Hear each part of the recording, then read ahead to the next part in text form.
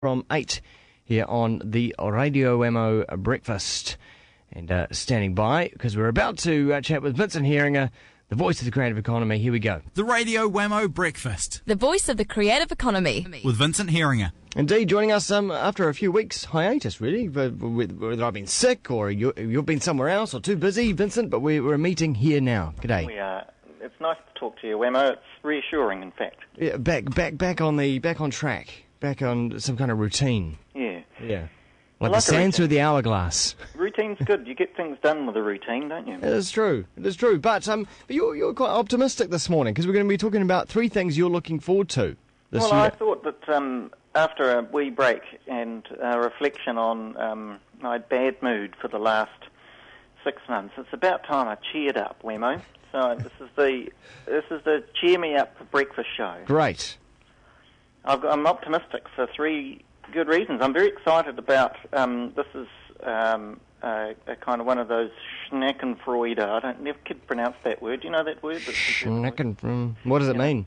Well, it's the delicious kind of revelling in people's downfall, but potentially at the expense of your own. Anyway, I've been listening to one by one the finance company directors and property investors either going down in flames or being held to account for their dishonest practices. And it reminds me a little bit of the way that the Catholic Church is being exposed for, day by day. We're hearing more and more about the paedophilia scandals. Well, I think there's a similar kind of scandal happening in the finance sector, as our top brass, leading politicians, cabinet ministers, high-profile media people are exposed for telling porkies about their failed finance companies at the same time as raking in money from the public. And it's an absolute disgrace, Wammo. We have a country that is typically at the top of the scale when it comes to transparency and corruption. Yep. But I suspect that we will be slipping down those rankings thanks to the legwork of these dishonest finance leaders, so-called leaders. But how far into the politics does that kind of business reach? Well, quite far, because a lot of the finance companies and property companies have aggressively gone and hired people who are high profile, the Don Brashers, the Douglas Grahams, the Richard Longs, who will provide a kind of a brand assurance to ordinary people that this must be a credible company. And, what gets to the heart of it is that we invest, as a country, we invest in the wrong things. We invest in property and in make money schemes through finance. We don't invest in proper stuff, like businesses that actually grow and export and in entrepreneurs. Yeah. So anyway, what I'm looking forward to is a shift. I really hope that at the same time as the dishonest brokers and the greed merchants are being held to account, we have people like Jeff Ross and Lloyd Morrison and others who are raising money to actually build real things and create companies that will create real wealth internationally. And I think if that is a shift, then I'm looking forward. So a shift away from the money game and into actual real-world stuff. Exactly. Exactly. A shift from making money out of money for the sake of it. Yeah. And, what the heart of the financial crisis has been the playing with money and the complex kind of derivatives, shifting money, taking loans, chopping them up and making more loans. Yeah. It's an absolute nonsense and is actually, hasn't actually been fixed. Yeah, because it's still going on. But at least, there's going to be a few high-profile prosecutions, maybe even criminal charges laid, which is good. It was a nonsense, and it was a game that only a few could play as well. Absolutely. Well, quite a few people could play it, but the kind of people that played it are people that don't actually add anything to an economy. Yeah. They're paper shufflers, sophisticated accountants who can take a bunch of money and miraculously create more. Well, blood-sucking leeches. Don't get me started, mate. But, what we need are people that grow things and make things and build things and sell products and services that people want, not shuffle money. And I'm really hoping that the fallout of the financial crisis is a shift in the New Zealand investment community away from the shenanigans and cunning nonsense schemes. Right, what else are you optimistic about? I'm extremely optimistic about the internet, Wammo.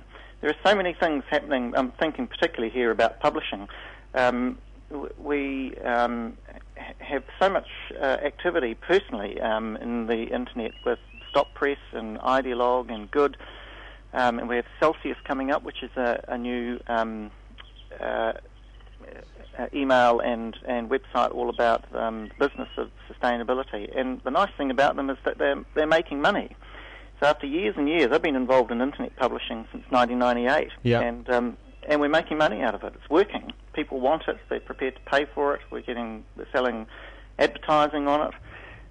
The business model has finally arrived, Wammo. Wow, that's cool. That's cool, because it was about a year ago that you were sort of a little bit unsure how this was going to work. Yeah, and partly that's a result of the market changing, but partly it's also a result of just playing with, tinkering for 10 years and figuring out actually this is a model that works.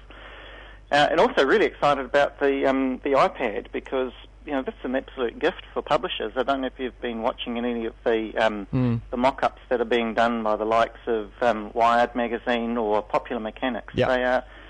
It's a device that really has almost been built for the publishing community, in particular magazine publishers, because all the design disciplines of magazines are translated into that device. Now, I had a debate last week on the show with Paul Brislin about this very subject, where he was also very enthusiastic about, say, a New York Times app, where you could browse the New York Times in an application as opposed to on the website on the iPad. Yes. But he was enthusiastic about almost a kind of a replication of the print edition with extra features like zooming into a video or something like that. Yeah. Whereas as I was like, well, isn't the new media meant to change that, and you're not meant to replicate, you're meant to actually create a new way of engaging and browsing? Well, I think both and. The nice thing about where we're going is that you will experience the same media brand but in lots of different ways. And I agree, actually, that the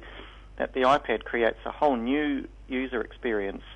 But if you jump on Stop Press or an Ideologue and just or even just Google Popular Mechanics and iPad, you'll see how they've taken the magazine, all the disciplines of magazine design, with fonts, graphic treatments, photography, the way the text is laid out, and then kind of put it on steroids by making it dynamic.